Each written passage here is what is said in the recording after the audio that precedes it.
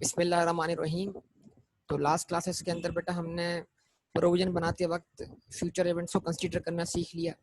फिर हमने आपसे ये बात की जनाब कि अगर आपने कोई प्रोविज़न क्रिएट किया, उसकी आपको अगर कोई रीइंबर्समेंट मिलती है तो रीइंबर्समेंट को आप उसी वक्त एसेट के तौर पर रिकग्नाइज करेंगे जब रीइंबर्समेंट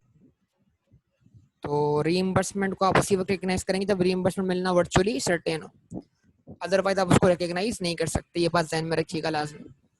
अच्छा, उसके बाद रीइंबर्समेंट का जो वैल्यू है वो प्रोविजन के साइड से एक्सीड नहीं करता, मतलब जो हिस्सा प्रोविजन की वैल्यू से एक्सीड करता है, समझ लें उसकी जो प्रोबेबिलिटी है वो वर्चुअली सर्टेन नहीं है, तो आप उसको रिकग्नाइज नहीं कर सकते। ये बात ध्यान में रखिएगा। तो आपको रिकवरी उतनी होनी चाहिए जितना आपने प्रोविजन क्रिएट किया या उससे कम। अगर उससे ज़्यादा रिकवरी एक्सपेक्टेड है तो फिर आप वर्चुअली सर्टेन सिर्फ उतना मानेंगे जितना आपने प्रोविजन क्रिएट किया है।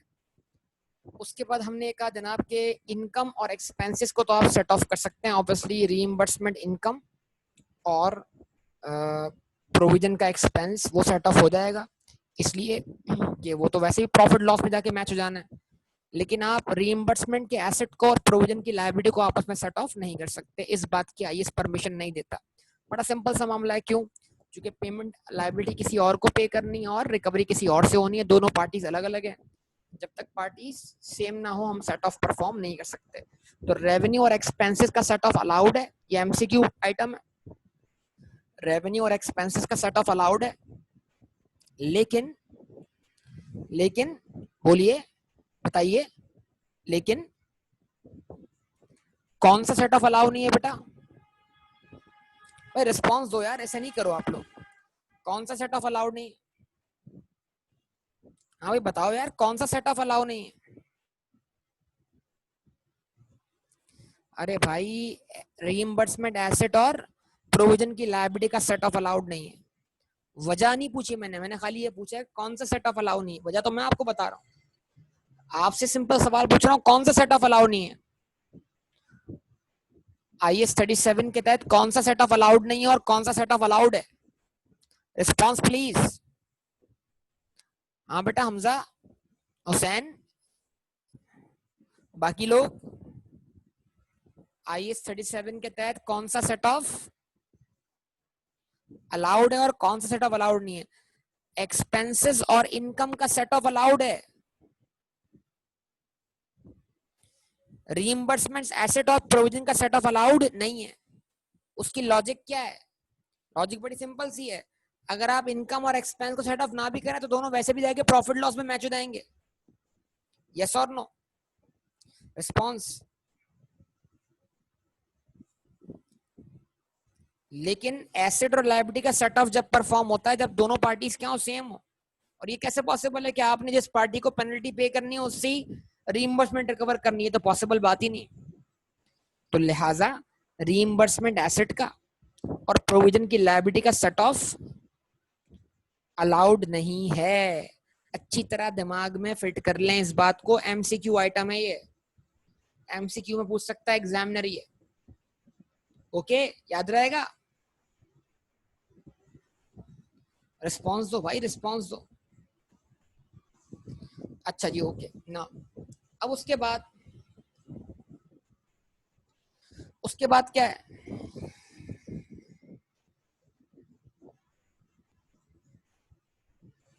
Expected disposal of assets. अब ये जो अक्सर और बेशतर हम बना रहे होते हैं रीस्ट्रक्चरिंग प्रोविजन, याद है बताया आपको रीस्ट्रक्चरिंग प्रोविजन?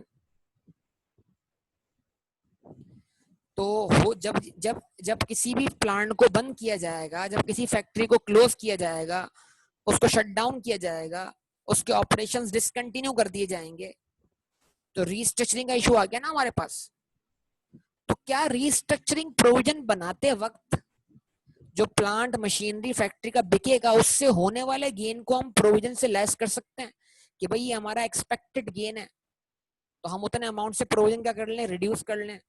मतलब अगर रीस्ट्रक्चरिंग के लिए हमें एम्प्लॉयज को रिट्रेंचमेंट बेनिफिट्स देने पड़ रहे हैं 2 मिलियन के,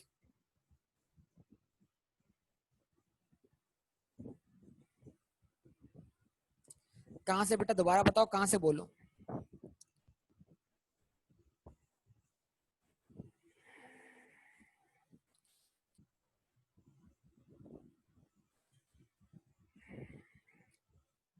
मैंने कहा कि जब हम रीस्ट्रक्चरिंग प्रोविजन बनाते हैं तो हम उसके अंदर रिट्रेंचमेंट बेनिफिट देते हैं एम्प्लॉयज को, मतलब जो उनके शट डाउन होने की वजह से जो वो जो रिटायर होंगे तो उनको जो आप कंपनसेशन पे करेंगे, वो कंपनसेशन असल में आपके ऊपर क्या है, लायबिलिटी है।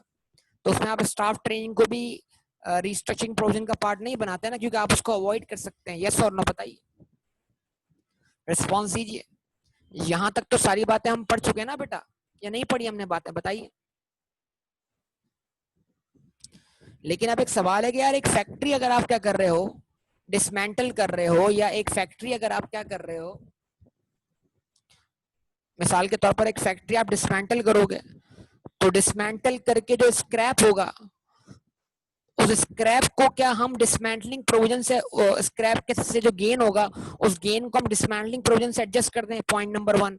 पॉइंट नंबर 2, ये जो हम फैक्ट्री बंद करने जा रहे हैं और फैक्ट्री बंद करने की वजह से हमें रिस्ट्रक्चरिंग प्रोविजन बनाना पड़ रहा है, तो जो रिस्ट्रक्चरिंग प्रोविजन की जो वैल्यू आ रही है, उस क्या हम उस वैल्यू से इस फैक्ट्री को डिस्पोज ऑफ करके जो गेन होना है उस गेन को हम इसमें से मैच कर दें ताकि हमारे प्रोविजन की वैल्यू कम हो जाए। क्या ऐसा करना पॉसिबल है? तो इसका जवाब है नो। इसका जवाब नो है। आप कभी भी एक्सपेक्टेड गेन्स को जो कि डिस्पोजल से अराइज होंगे, जो कि रिलेट करते हैं किसी भी प्रोविजन से, चाहे वो रिस्ट्रक्चरिंग का प्रोविजन हो, चाहे वो डिसमेंटलिंग प्रोविजन हो, उसमें आप एक्सपेक्टेड गेन कभी एडजस्ट नहीं कर सकते। मतलब एक प्लांट को डिसमेंटल करते वक्त 1 मिलियन का एक्सपेंडिचर होगा और वो प्लांट बेचकर जो स्क्रैप बिकेगा हमें 2 लाख रुपए उसकी रिकवरी होगी। तो क्या हम प्रोविजन 8 लाख से बनाए? जवाब नो, नहीं, ऐसा नहीं है। तो मतलब डिसमेंटल करके जो स्क्रैप होगा, वो स्क्रैप का जो भी गेन या लॉस होगा वो उसी पॉइंट पर रिकॉग्नाइज होगा। वो आज आप 1 मिलियन की प्रेजेंट वैल्यू निकालते वक्त क्या कर सकते हैं, उससे एडजस्ट नहीं कर सकते कि भाई 1 मिलियन में डिसमेंटलिंग कॉस्ट खर्च करूंगा और 2 लाख रुपए तो मुझे वैसे मिल जाएंगे, कैसे? स्क्रैप करके। तो मैं स्क्रैप करके जो रिकवरी मुझे होनी है, क्या मैं उसको आज डिसमेंटलिंग प्रोविजन मेजरमेंट करते वक्त क्या करूं, लेस कर लूं? Answer is no. अगर एक फैक्ट्री क्लोज होने जा रही है, उसकी वजह से मुझे रिस्ट्रक्चरिंग प्रोविजन बनाना पड़ रहा है, तो उस फैक्ट्री के एसेट बेच के तो मुझे गेन एक्सपेक्टेड है, तो क्या मैं उस गेन को जो एक्सपेक्टेड है रिस्ट्रक्चरिंग प्रोविजन की वैल्यू में से लेस कर दूं, एडजस्ट कर दूं, ताकि मेरा रिस्ट्रक्चरिंग प्रोविजन का लेवल क्या हो जाए, कम हो जाए? जवाब इसका क्या है? नो। तो क्या ये आपको बात समझ में आ रही है बेटा जो मैं आपको बोल रहा हूँ? रिस्पॉन्स दें प्लीज, रिस्पॉन्स दें, रिस्पॉन्स दें। आप सबका भरपूर रिस्पॉन्स चाहिए मुझे। तो ये लाइन क्या लिखी हुई आ गई जनाब? ये लाइन लिखी हुई आ गई, gains from the expected disposal of assets shall not be taken into account। Expected disposal से जो गेन होगा वो कभी भी अकाउंट टेकन इनटू अकाउंट नहीं किया जाएगा in measuring a provision, provision measure करते वक्त। ठीक है जी, ये बात बड़ी इंपॉर्टेंट है और क्लियर कर लें अच्छी तरीके से। Gains on the expected disposal of asset are not taken into account in measuring a provision even that if the expected disposal is closely linked to the event giving rise to the provision। ये किसकी बात कर रहा है? ये restructuring की बात कर रहा है कि भाई जब मैं प्लांट शट डाउन करूंगा तो प्लांट अनइंस्टॉल होगा, डिसमेंटल होगा, उसके बाद वो बिकेगा। इसका मतलब क्या हुआ? रिस्ट्रक्चरिंग की वजह से प्लांट बिक रहा है, तो लिंक तो हो गया ना। तो भले भले प्रोविजन से लिंक क्यों ना हो, लेकिन कभी भी एक्सपेक्टेड डिस्पोजल पर जो गेन होगा वो गेन आप लेस नहीं कर सकते। Instead an entity recognizes gains on expected disposals of asset at the time specified by the standards dealing with the assets concerned। उस गेन को उस स्टैंडर्ड के मुताबिक रिकॉग्नाइज किया जाएगा जिस एसेट को आप डिस्पोज ऑफ कर रहे हैं, और उस एसेट को कौन सा स्टैंडर्ड डील करता है। मतलब अगर वो प्रॉपर्टी प्लांट इक्विपमेंट तो IAS 16 डील करता है, तो IAS 16 गेन रिकॉग्नाइज करने की बात कब करता है भाई? जब वो एसेट एक्चुअली क्या होता है, डिस्पोज ऑफ हो जाए, जब कंट्रोल आपके हाथ से क्या होता है, निकल जाए। यस और नो? रिस्पॉन्स। तो एसेट आपके कंट्रोल में भी है, एसेट आपके कंट्रोल में भी है, ठीक है, और आप उससे उसका एक्सपेक्टेड गेन रिकॉग्नाइज करना चाहते हैं और उसको प्रोविजन से एडजस्ट करना चाहते हैं ताकि आप नेट ऑफ गेन क्या करें, प्रोविजन बनाए, तो ये पॉसिबल नहीं है। इसको अच्छी तरह से अपने दिमाग में क्या कर लें, फिट कर लें। यस और नो? रिस्पॉन्स है बेटा, रिस्पॉन्स। अभी आपके सामने सिनेरियो डेवलप कर लेते हैं। हाँ जी, अभी एग्जाम्पल दी, अभी आपके सामने आ गई। ये क्वेश्चन नंबर 9 पढ़ लेंगे। 9 क्वेश्चन दिख रहा है सबको बेटा? New legislation means that Undo Limited must dismantle its nuclear plant in a year's time। ठीक है जी। जो न्यू लेजिस्लेशन कानून, नया कानून पास हुआ है, वो ये कहता है कि एक न्यूक्लियर प्लांट को 1 साल के अंदर अंदर डिसमेंटल कर देना है। तो इसका मतलब क्या हुआ? डिसमेंटलिंग आपके लिए अब क्या बन गई? Legal obligation. यस और नो? पास्ट इवेंट क्या था? प्लांट का इंस्टॉल करना, लेकिन पहले वो पास्ट इवेंट ऑब्लिगेटिंग इवेंट नहीं था। लेकिन आज कानून आने की वजह से क्या हो गया, वो पास्ट इवेंट आज ऑब्लिगेटिंग इवेंट बन गया। रिस्पॉन्स देना बेटा, रिस्पॉन्स है। डिसमेंटलिंग कॉस्ट कितनी एस्टिमेट की गई है भाई? 3 लाख रुपए। मतलब इस एसेट को डिसमेंटल करके 3 लाख रुपए खर्चा होना है। तो इस 3 लाख की जो आज 1 साल पहले प्रेजेंट वैल्यू है, वो आप प्रोविजन के तौर पर रिकॉग्नाइज करेंगे। But Undo Limited also expects to earn income from the sale of scrap metal of ₹100,000।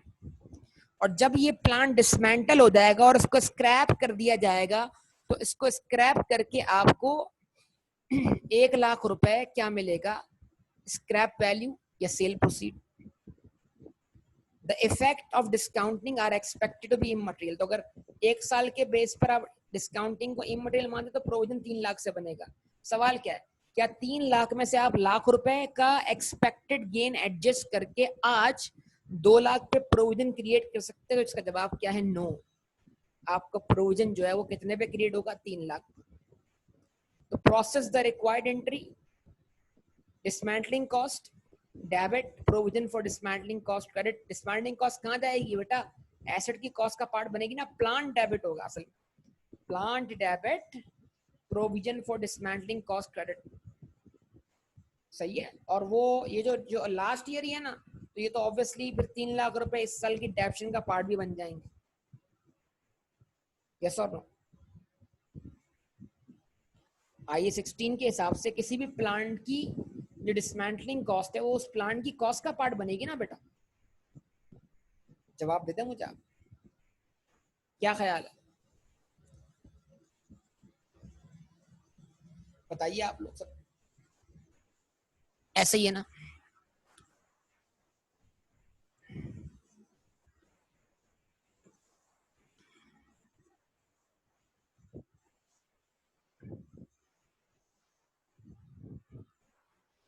ठीक है जी। अच्छा, अब ये एक और चीज हमारे पास रह गई है यहाँ पर, इसको हम बोलते हैं ऑनरस कॉन्ट्रैक्ट। ठीक है जी, ऑनरस कॉन्ट्रैक्ट। अच्छा, ऑनरस कॉन्ट्रैक्ट क्या है, इसको भी देख लेते हैं बेटा। स्टैंडर्ड पे वापस आते हैं।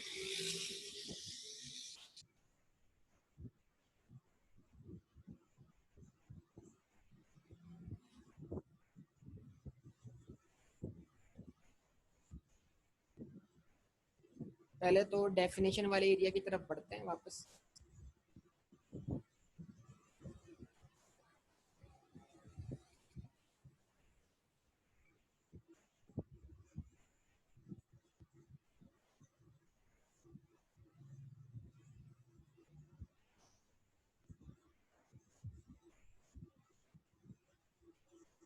चलिए, ये आपके सामने आ गया ऑनरस कॉन्ट्रैक्ट।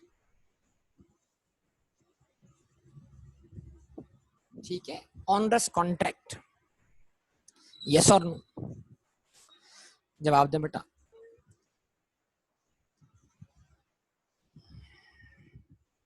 जी क्या लिखा हुआ आ रहा है? An onerous contract is a contract in which the unavoidable cost of meeting the obligation under the contract exceed the economic benefits expected to be received under it. Onerous contract एक ऐसे contract को कहते हैं जिसको perform करने की cost क्या हो, ज्यादा हो उससे मिलने वाले इकोनॉमिक बेनिफिट्स। अब ये ऑनरस कॉन्ट्रैक्ट इस वक्त IAS 37 से इसका ताल्लुक बनता है, लेकिन बेटा इसका ज्यादा ताल्लुक IFRS 15 से बनता है, क्योंकि कॉन्ट्रैक्ट फ्रॉम सेल्स या कॉन्ट्रैक्ट फ्रॉम सर्विसेज कौन कवर करता है? और खास तौर पे कंस्ट्रक्शन कॉन्ट्रैक्ट्स जो आपके कोर्स का पार्ट नहीं है, लेकिन फिर भी मैंने आपको कंस्ट्रक्शन कॉन्ट्रैक्ट की नौयत के कुछ केसेस करवाए थे FAR 1 में, अगर आपको याद हो। वो जो हमने 50 बिल्डिंग स्क्रैप और रीप्लास्टर की थी, क्या वो सर्विसेज नहीं थी? अगर आपको याद हो उसमें हमने, और उसमें लॉन्ग टर्म कॉन्ट्रैक्ट था, तो जितना परसेंटेज ऑफ कंप्लीशन आया था उतने परसेंटेज ऑफ कॉम्प्लीशन के हिसाब से, वो बता रहा हूँ फराज, थोड़ा सा रुक जाइए बेटा। परसेंटेज ऑफ कॉम्प्लीशन के हिसाब से क्या किया था हमने? रेवेन्यू रिकॉग्नाइज करना सीखा था कि नहीं सीखा था बेटा? जवाब दीजिए आप लोग, अगर आपको याद आ रहा हो तो।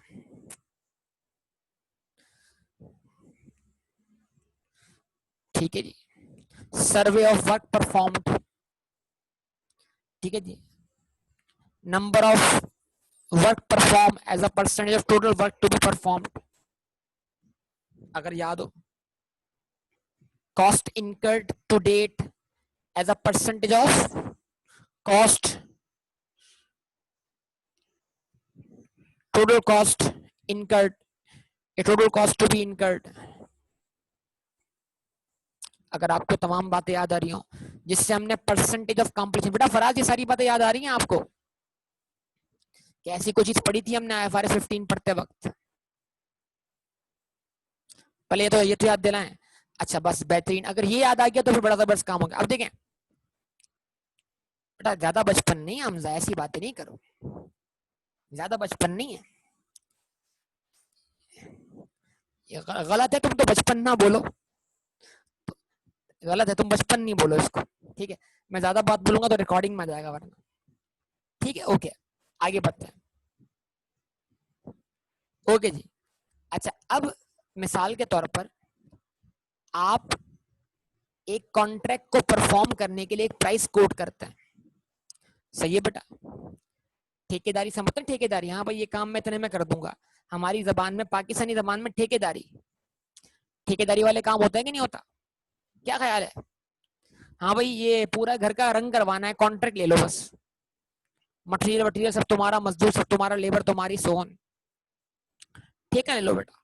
ऐसा होता है कि नहीं होता? यस और नो? तो मिसाल के तौर पर एक घर को कलर करवाना था, और उस ओवरऑल कलर जो रंग और रोगन की जो आपने प्राइस कोट की वो 3 लाख रुपए कोट की। आपने अंदाजन बोला कि भाई 3 लाख रुपए के अंदर ये काम मुकम्मल कर दूंगा। अच्छा, कॉन्ट्रैक्ट साइन हो गया। अब कॉन्ट्रैक्ट साइन हो गया तो आप क्या हो गए? उस कॉन्ट्रैक्ट को परफॉर्म करने के लिए बाउंड हो गए, यस और नो? पहले ये बताइए, IFRS 15 खास तौर पे कॉन्ट्रैक्ट्स की बात करता है कि नहीं करता? जब कॉन्ट्रैक्ट साइन हो गया है तो आप उस कॉन्ट्रैक्ट को परफॉर्म करने के लिए बाउंड हो गए कि नहीं हो गए? दोनों पार्टीज के राइट्स और ऑब्लिगेशंस वाजे हो गए कि नहीं हो गए? भाई रिस्पॉन्स देना यार, कि अगर आप ये कॉन्ट्रैक्ट परफॉर्म नहीं करोगे तो क्या होगा? रिस्पॉन्स दें सब लोग। भाई जवाब नहीं मिल रहा आपकी तरफ से यार।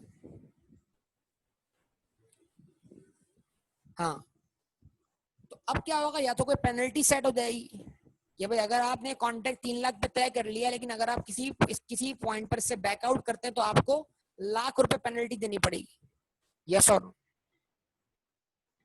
क्या ख्याल है? यस और नो? रिस्पॉन्स दें। अच्छा जी, कॉन्ट्रैक्ट साइन होने के बाद सडनली मटेरियल की प्राइसेस बढ़ जाती हैं, लेबर के वेजेस बढ़ जाते हैं। अभी कॉन्ट्रैक्ट परफॉर्म हुआ नहीं है, लेकिन कॉन्ट्रैक्ट परफॉर्म करने की कॉस्ट बढ़ जाती है। आपके एस्टीमेट में भी कुछ एरर आ सकते हैं, ठीक है ना। तो पता आपको लगा जनाब कि कॉन्ट्रैक्ट परफॉर्म करने की कॉस्ट जो है वो 4.5 लाख है, और आप कॉन्ट्रैक्ट रेवेन्यू कितना कोड करके आए हैं भाई, कॉन्ट्रैक्ट प्राइस कितनी कोड करके आए हैं, 3 लाख रुपए। तो सीधा सीधा कॉन्ट्रैक्ट परफॉर्म होते वक्त आपको कितना लॉस दिखाई दे रहा है, यानी अगर आप ये कॉन्ट्रैक्ट परफॉर्म करते हैं तो आपको कितना लॉस होगा, क्लियर क्लियर बताइए।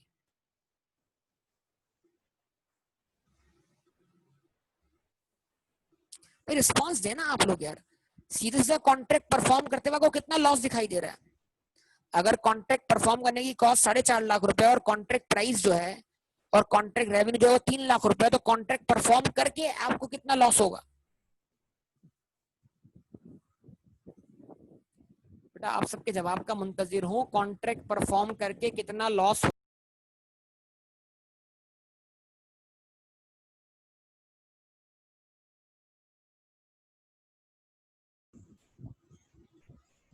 बताइए बेटा, कॉन्ट्रैक्ट परफॉर्म करके आपको कितना लॉस होगा।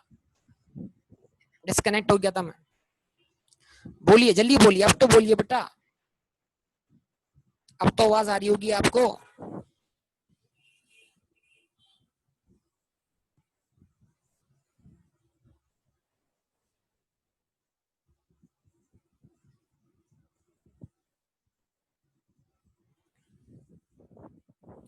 कॉन्ट्रैक्ट परफॉर्म करके कितना लॉस होगा, मतलब मैं फिर रिपीट कर रहा हूं, अगर कॉन्ट्रैक्ट प्राइस या कॉन्ट्रैक्ट रेवेन्यू जिसको हम कहेंगे आपके लिए कॉन्ट्रैक्टर के लिए,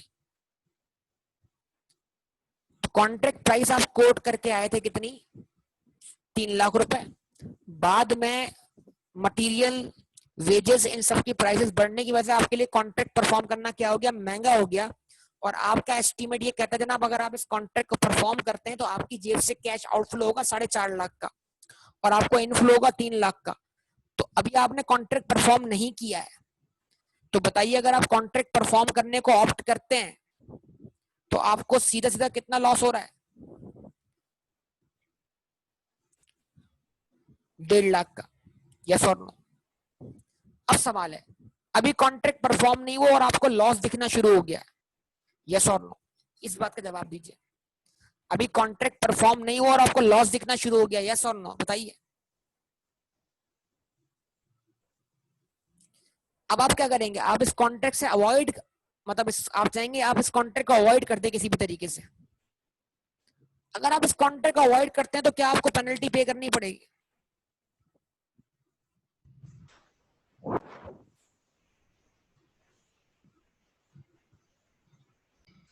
जवाब दें, कितनी बताई थी मैंने पेनल्टी आपको, कॉन्ट्रैक्ट अगर आप परफॉर्म ना करें और बैकआउट करें तो कितनी पेनल्टी बताई थी मैंने आपको।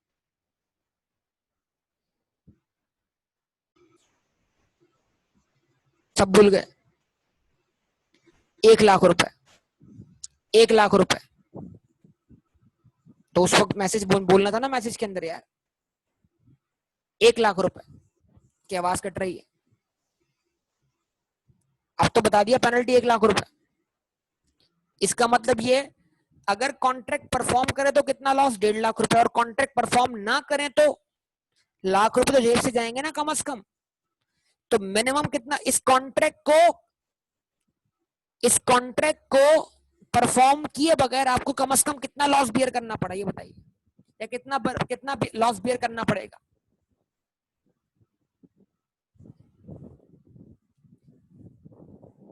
50 का कैसे यार, लाख का ना यार।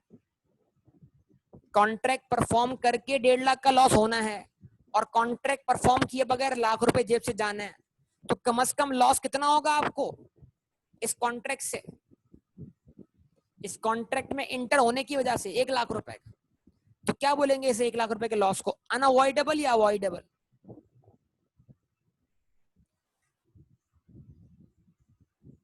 इस 1 लाख रुपए के लॉस को क्या बोलेंगे, अवॉइडेबल या अनअवॉइडेबल, अनअवॉइडेबल, बेहतरीन बात। तो इसका मतलब अगर कोई लॉस जो कि मुस्तकबिल का लॉस हो, लेकिन अगर वो आज की डेट पर दिखना शुरू हो जाए और वो आपके लिए क्या हो, अनअवॉइडेबल हो, तो फिर वो मुस्तकबिल का लॉस नहीं, वो आज का लॉस है। ये बात आप बचपन से जानते हैं, बैड डेट्स, ये बात आप बचपन से जानते हैं, एनआरवी, और ये आप बात बचपन से जानते हैं अब ऑनरस कॉन्ट्रैक्ट कॉस्ट। रिस्पॉन्स कर दें बराए मेहरबानी, रिस्पॉन्स कर दें। तो इसका मतलब ये हुआ, इस कॉन्ट्रैक्ट को परफॉर्म करके जो लॉस होगा वो कल का लॉस नहीं है, वो आज का लॉस है। क्योंकि लाख रुपए जो है अनअवॉइडेबल कॉस्ट है, मतलब अनअवॉइडेबल लॉस है आपका, जिसको आपको कम से कम लाख रुपए का लॉस तो आप हाल में बेयर करेंगे करेंगे। तो अब जरा इस डेफिनेशन को दोबारा सुनते हैं और पढ़ते हैं एग्जाम्पल्स देखने के बाद। An onerous contract is a contract in which the unavoidable cost of meeting the obligation under the contract exceed the economic benefits expected to be received under it। एक कॉन्ट्रैक्ट की वजह से उस कॉन्ट्रैक्ट की जो अनअवॉइडेबल कॉस्ट है वो exceed करती हो उस कॉन्ट्रैक्ट के मिलने वाले इकोनॉमिक बेनिफिट से। मतलब point number 1, in case of no performance you have to pay fine or penalty of rupees 100,000, yes or no? Or in case of performance you will receive rupees 300,000 but you will incur the cost of rupees 450,000। in this case you have to bear the loss of rupees 150,000। तो आप कौन से option की तरफ जाएंगे भाई? Contract perform करके 1.5 लाख का लॉस करना बेहतर है या लाख रुपए देकर इस कॉन्ट्रैक्ट से जान छुड़ाना बेहतर है? कौन सा ऑप्शन चूज करोगे बताओ? प्रैक्टिकल बात करो यार, कौन सा चूज करोगे? पेनल्टी, बिल्कुल जबरदस्त, लाख रुपए वाला। इसका मतलब आप ये मानते हो कि लाख रुपए जो है वो आपकी जेब से सीधे आउटफ्लो हो रहा है, उसके बदले में कोई इनफ्लो नहीं मिल रहा। तो यही हमारी क्या है, अनअवॉइडेबल कॉस्ट है किसी भी कॉन्ट्रैक्ट की वजह से। तो ये कॉन्ट्रैक्ट बाय नेचर क्या हो गया, ऑनरस हो गया। ऑनरस कॉन्ट्रैक्ट हर उस कॉन्ट्रैक्ट को बोला जाएगा जिसको परफॉर्म करने की कॉस्ट ज्यादा हो उससे मिलने वाले इकोनॉमिक बेनिफिट से। उम्मीद करता हूं यहां तक बात दिमाग में बैठी होगी, यस और नो? बोलिए बेटा, अब तो बात दिमाग में बैठी कि नहीं बैठी? Response response.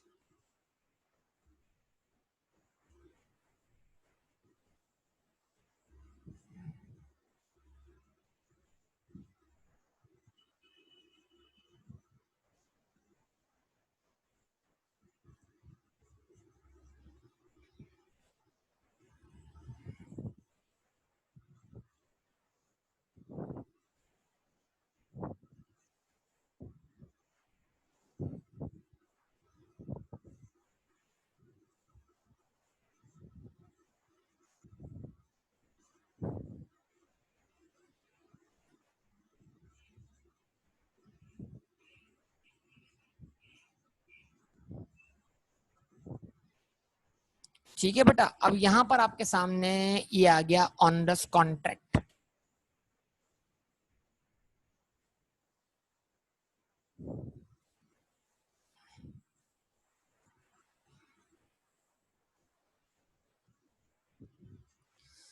ठीक है, and if an entity has a contract that is onerous. अगर किसी एंटिटी के पास एक कॉन्ट्रैक्ट जो क्या हो चुका है बेटा, ऑनरस हो चुका है, जवाब दें। The present obligation under the contract shall be recognized and measured as a provision। तो जो उस कॉन्ट्रैक्ट की अनअवॉइडेबल कॉस्ट है वो आपके लिए प्रेजेंट ऑब्लिगेशन है और उसको प्रोविजन के तौर पर रिकॉग्नाइज किया जाएगा, यस और नो? तो इसका मतलब क्या है, आप आज की डेट पर लाख रुपए जो एग्जांपल दी थी उस लाख रुपए की आप एंट्री बना लें क्या, onerous contract cost debit, provision for onerous contract cost credit, yes और नो? जवाब दें, रिस्पॉन्स दे दें बेटा। तो उस लाख रुपए को आपको आज लॉस मानना पड़ेगा।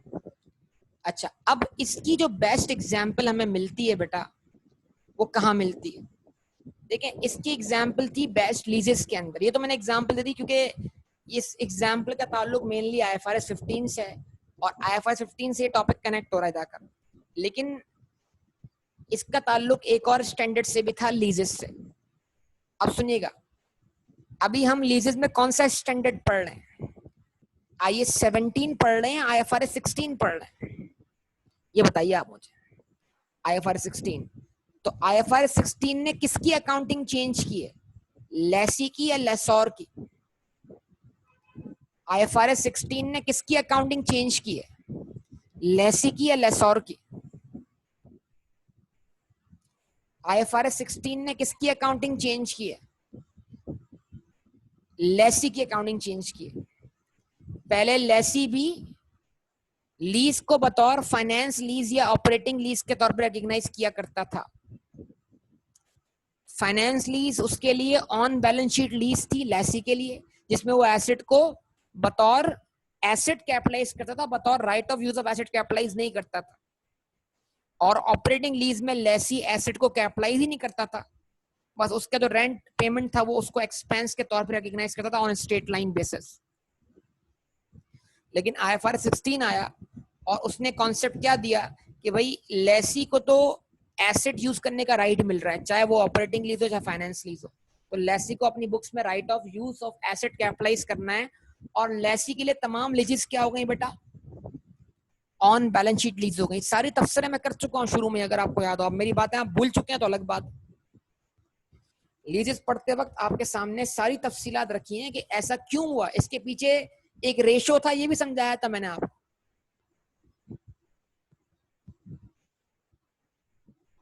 बताइए बेटा, भूल गए सब कुछ?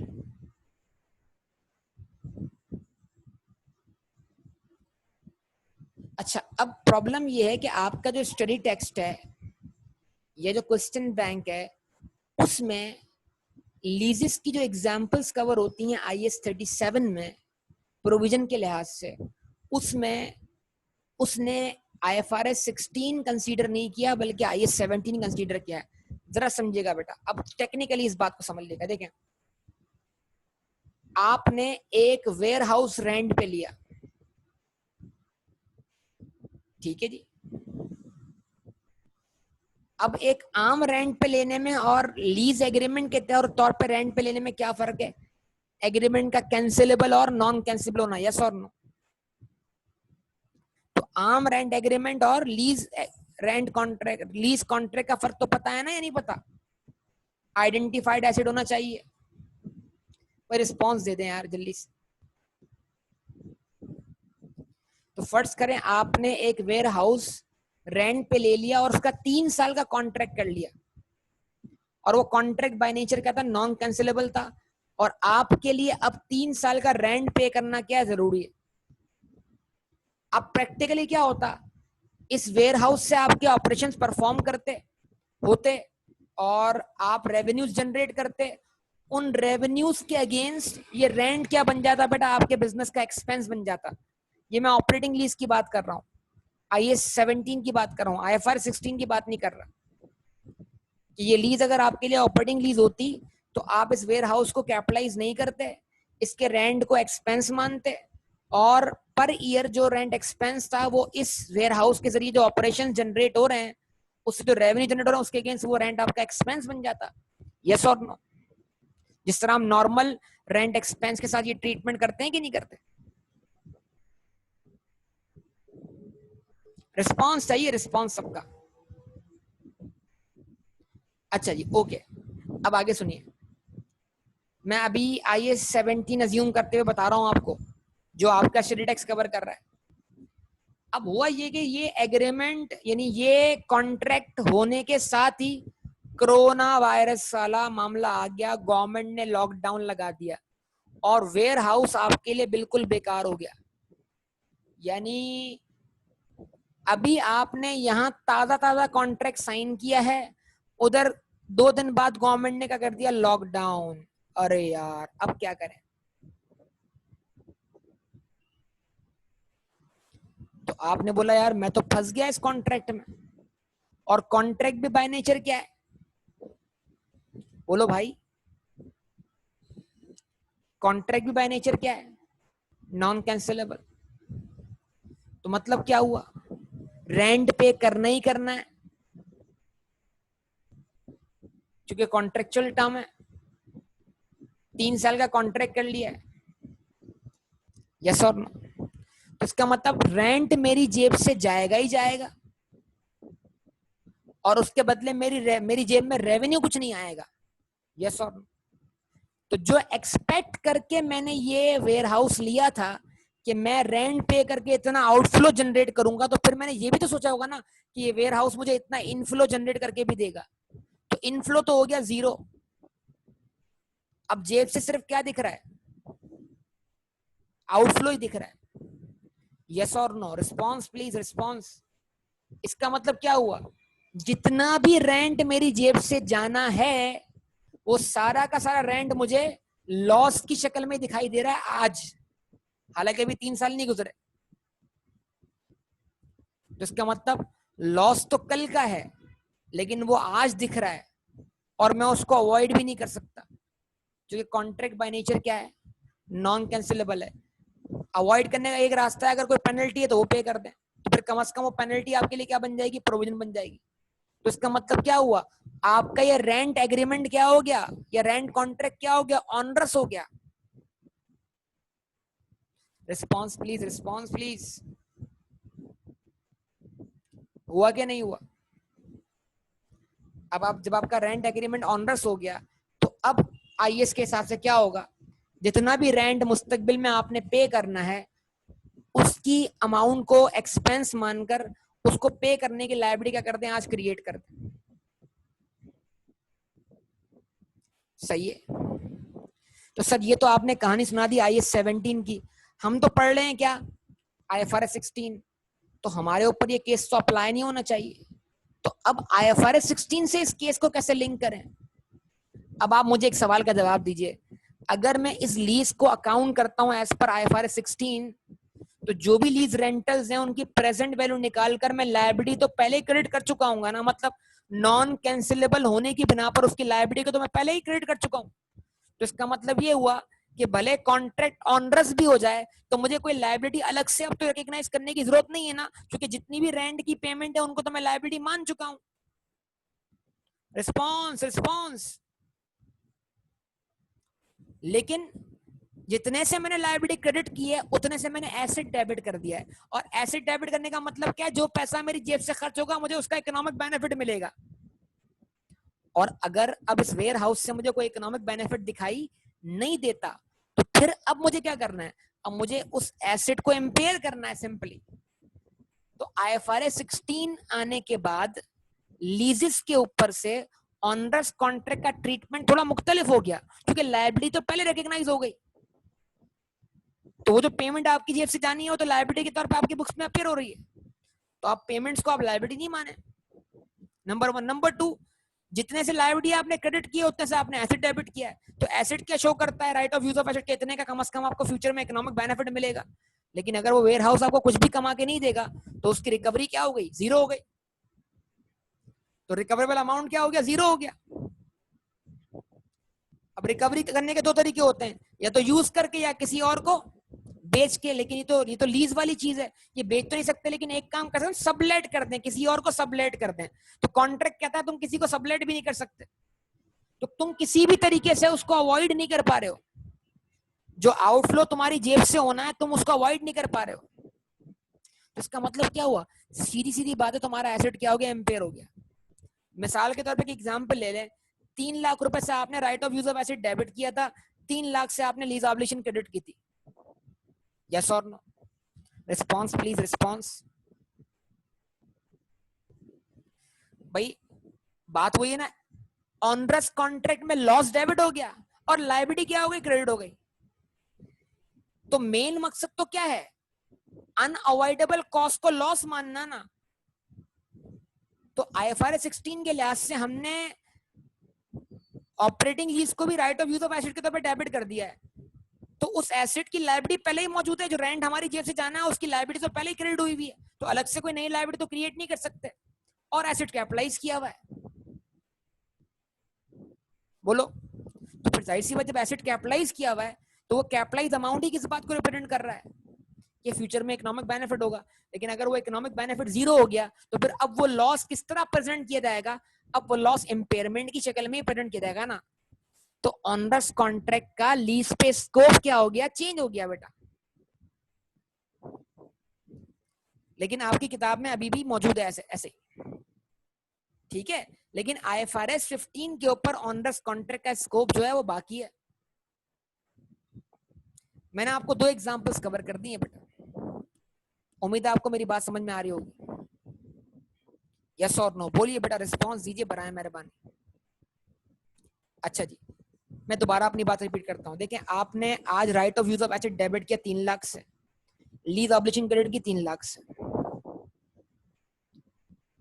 जिस जगह पे आपने वेयर हाउस लिया वहां वो शहर का इलाका था, गवर्नमेंट ने शहरी इलाकों में ट्रक्स के आने जाने में पाबंदी लगा दी और कहा कोई भी वेयर हाउस शहर में ऑपरेट नहीं हो सकता, कानून पास हो गया। तो अब आपने बोला अरे यार ये तो कहानी हो गई मेरे साथ, अब शहर में कोई वेयर हाउस ऑपरेट नहीं, मैंने तो अब ये भी रेंट पे लिया है और वो क्या कहते हैं, नॉन कैंसिलेबल कॉन्ट्रैक्ट है, तो आप तो फंस गए। अब आपको 3 साल का रेंट पे करना है और वो वेयर हाउस आपके किसी काम का नहीं है। तो सवाल नंबर 1, क्या आप इसको सबलेट कर सकते हो? जवाब है नो, आप इसको सबलेट नहीं कर सकते। मतलब किसी भी तरीके से आपकी जेब से जो आउटफ्लो होना है उसके बदले आपकी जेब में इनफ्लो आने वाला नहीं है। तो इसका मतलब क्या हुआ? जो 3 लाख रुपए आपकी जेब से जाने हैं, जिसको आपने एसेट के तौर पे डेबिट कर दिया था, आप उसको राइट ऑफ करके क्या कर दो? एक्सपेंस मान लो, इम्पेयर कर दो। यस और नो? जवाब दो मेरी बात का।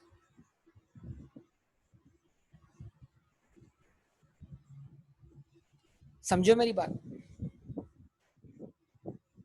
अच्छा जी, फर्ज कर लेते हैं कि 3 लाख रुपए से right of use of asset debit हो गया, लीज ऑब्लिगेशन क्रेडिट हो गई। अब ये वेयर हाउस तो आपके काम का नहीं रहा, लेकिन इस वेयर हाउस को सबलेट आप कर सकते हो।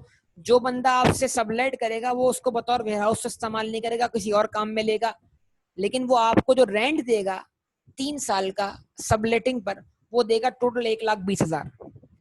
तो आपकी जेब से आउटफ्लो कितना होना है अंडर कॉन्ट्रैक्ट? 3 लाख रुपए।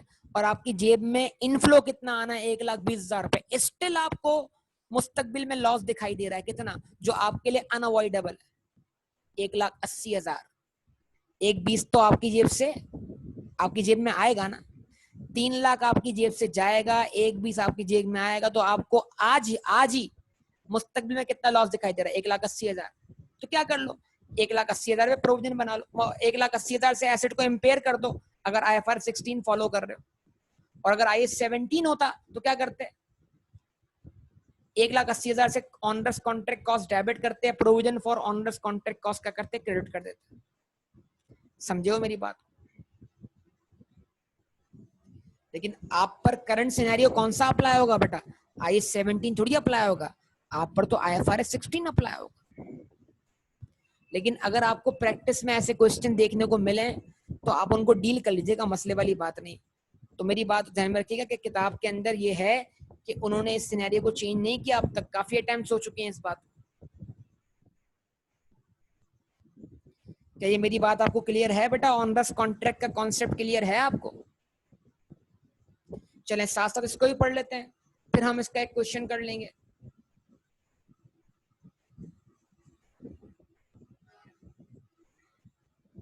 Future operating losses, provision shall not be recognised for future operating losses. ये पहले भी लिखवाया था मैंने आपको समरी के अंदर।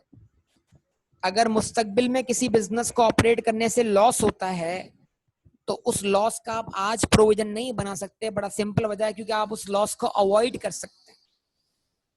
कैसे?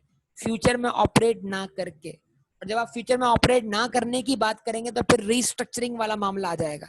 तो फिर आप देखें कि रीस्ट्रक्चरिंग का प्रोविजन बनने का क्राइटेरिया पूरा होता है कि नहीं होता। पॉइंट नंबर 1 तो लिखा हुआ क्या है? Future operating losses do not meet the definition of a liability in paragraph 10। ठीक है जी, क्योंकि आप उसको अवॉइड कर सकते हैं, लिहाजा ये लायबिलिटी की डेफिनेशन में फॉल नहीं करता। और उसके बाद अगर आपको मुस्तकबिल में लॉस दिख रहा है तो ये क्या है, ये इंडिकेशन है किस चीज की, इम्पेयरमेंट की। तो आप अपने जितने भी एसेट्स हैं उनका रिकवरेबल अमाउंट मेजर करें और उनको इम्पेयर करें, उनकी इम्पेयरमेंट टेस्टिंग परफॉर्म करें, और अगर वो इम्पेयर्ड प्रूव होते हैं तो उनको इम्पेयर कर दें। तो ये पॉइंट बड़ा इंपॉर्टेंट है कि फ्यूचर ऑपरेटिंग लॉसेस से कोई प्रोविजन, देखें कंक्लूजन बनाएं ताकि आपसे एमसीक्यू सॉल्व हो सके। कि फ्यूचर ऑपरेटिंग लॉसेस का खुद तो कोई प्रोविजन नहीं बनता, लेकिन फ्यूचर ऑपरेटिंग लॉसेस जो दिख रहे होते हैं आपको, वो इंडिकेशन होते हैं किस चीज की, इम्पेयरमेंट की। तो आप इससे क्या करते हैं, इम्पेयरमेंट टेस्ट परफॉर्म करते हैं। An expectation of the future operating losses is an indication that certain assets of the operation may be impaired. An entity tests these assets for impairment under IS 36 impairment of assets. तो फिर उनका recoverable amount निकाला जाएगा, उनके carrying amount से उसको match किया जाएगा, इस चीज को हम इम्पेयरमेंट टेस्टिंग बोलेंगे। और अगर वो इम्पेयरमेंट टेस्ट आता है पॉजिटिव तो वो एसेट क्या इम्पेयर्ड है। और पॉजिटिव कब आएगा, जब कैरिंग अमाउंट ज्यादा होगा और रिकवरी क्या होगी, कम होगी। इम्पेयरमेंट टेस्ट पॉजिटिव हो गया, कैरिंग वैल्यू ज्यादा आ रही है, रिकवरी कम है, लॉस रिकॉग्नाइज कर दीजिए। तो फ्यूचर ऑपरेटिंग लॉसेस का खुद कोई प्रोविजन नहीं बनता, लेकिन फ्यूचर लॉसेस ऑपरेटिंग लॉसेस जो है वो आपके लिए इंडिकेशन ऑफ इम्पेयरमेंट जरूर है। तो आप इम्पेयरमेंट टेस्ट परफॉर्म करें, और अगर कोई इम्पेयरमेंट आती है तो इम्पेयरमेंट लॉस रिकॉग्नाइज करें, लेकिन प्रोविजन कोई नहीं बनेगा। उम्मीद है सारी बातें आपको क्लियर हो रही होंगी बेटा। अब ये देख लें आप जरा क्वेश्चन ये वाला,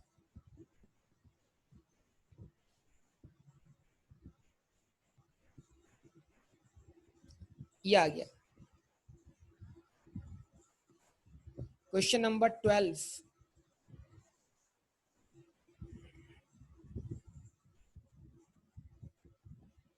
ठीक है, दिख रहा है बेटा question number 12।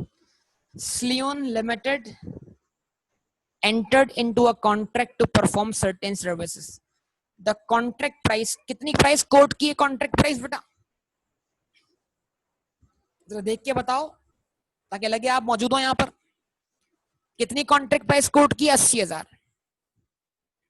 The estimated cost of fulfilling these contractual obligations have been recently reassessed to be 140,000.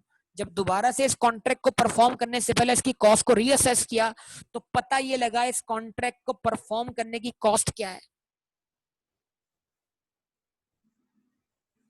1,40,000 है। मतलब क्लियर दिख रहा है इस कॉन्ट्रैक्ट को परफॉर्म करके कितना लॉस होगा, क्लियर पता लग रहा है इस कॉन्ट्रैक्ट को परफॉर्म करके कितना लॉस होगा, 60,000 का। तो इस कॉन्ट्रैक्ट से भागने का रास्ता क्या है, या तो पेनल्टी पे कर दें या कॉन्ट्रैक्ट परफॉर्म कर दें।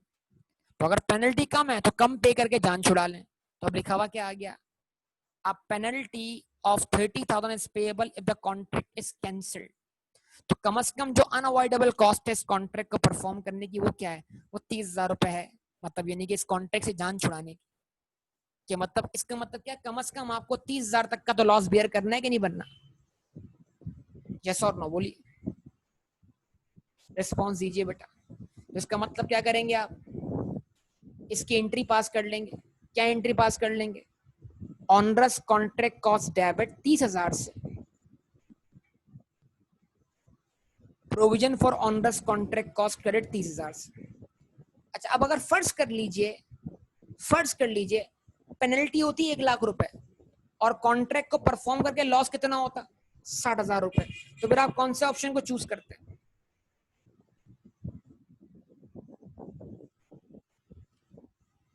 कॉन्ट्रैक्ट परफॉर्म करने को चूज करते हैं ना।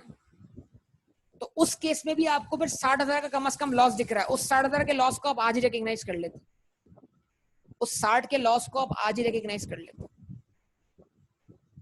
समझे बेटा बात, उस 60 के लॉस को आप आज ही रिकॉग्नाइज कर लेते। कैसे, ऑनरस कॉन्ट्रैक्ट कॉस्ट डेबिट,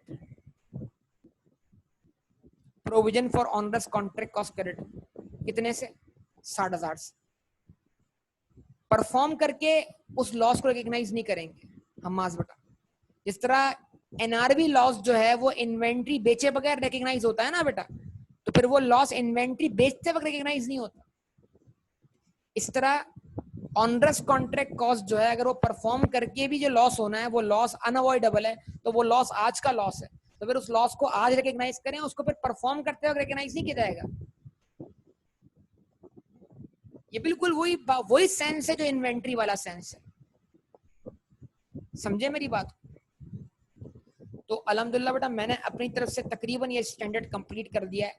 अब इसकी मेनली है प्रैक्टिस, क्वेश्चन बैंक के क्वेश्चन देखें। अब मैं तो दोबारा बोलूंगा यार कि भाई इस स्टैंडर्ड में काफी गैप आ गया, एक हफ्ते के गैप से स्टैंडर्ड की क्लासेस हुई हैं। तो मुझे लगता है कि आपको एक दफा यूट्यूब पे जाकर तमाम रिकॉर्डिंग्स को एक दफा सुनने की जरूरत है, एक साथ, एक एक दिन सुन, 2 दिन में सुन लें, 3 दिन में सुन लें। और क्या करें, लास्ट वाली अपलोड हुई थी बेटा, क्यों नहीं हुई थी आप चेक करो। लास्ट वाली उसी टाइम उसी दिन अगले दिन अपलोड हो गई थी रिकॉर्डिंग, आप चेक करें। बेल आइकन को भी प्रेस करें ना बेटा।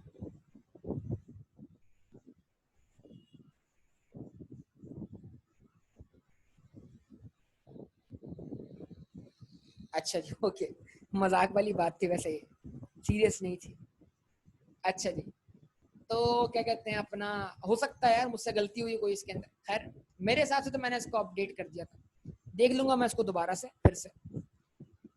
तो मैं कहता हूँ कि इसको दोबारा से आप देखें और एक दफा पूरा रिव्यू करने के बाद अब आप क्वेश्चन शुरू करें क्वेश्चन बैंक के।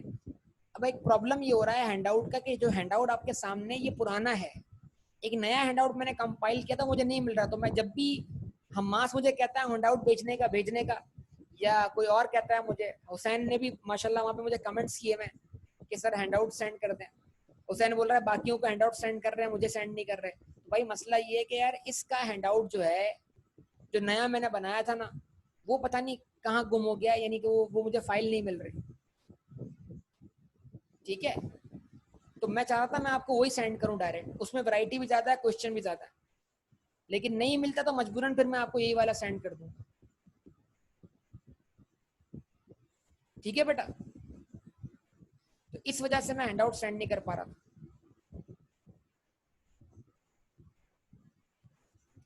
सही है,